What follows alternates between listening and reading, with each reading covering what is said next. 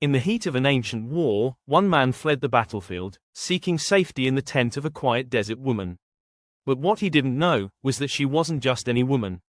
Her name was Jael, and within moments, she would change the course of history, with nothing but a tent peg and the courage to act. This is the story of the woman God used to bring down a general.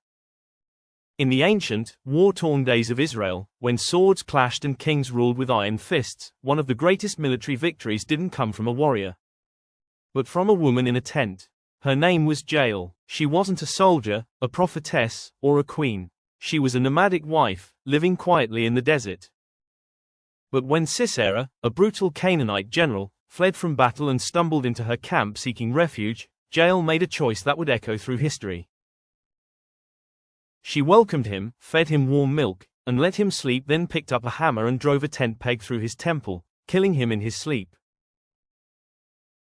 With that one bold act, Jael fulfilled a divine prophecy and helped deliver Israel from its oppressors. Celebrated in the Song of Deborah as most blessed among women, Jael's story is as shocking as it is powerful. A tale of unexpected courage, divine justice, and the way God can use the most unlikely hands to bring down a tyrant.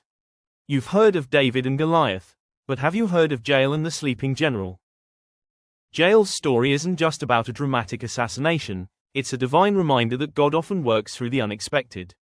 In a time when women were rarely seen as warriors or leaders, God chose a tent-dwelling woman to strike down a powerful general.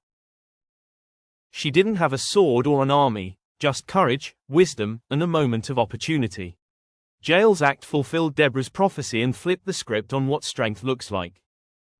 It reminds us that God doesn't limit his calling to titles or status. He looks at the heart. And throughout the Bible, time and time again, we see God raising up women, Deborah, Ruth, Esther, Mary, not just as background characters, but as pivotal forces in his story. So when you hear Jael's name, don't just remember the tent peg. Remember the message: God uses ordinary people, women included, to accomplish extraordinary things. Whether you're in a palace, a battlefield, or a quiet corner of the world, if you're willing, God can use you too.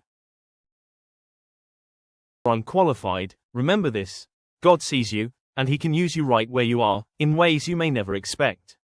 Collision. If this story inspired you, hit that like button, subscribe, and drop a comment below. Which woman of the Bible do you want us to feature next?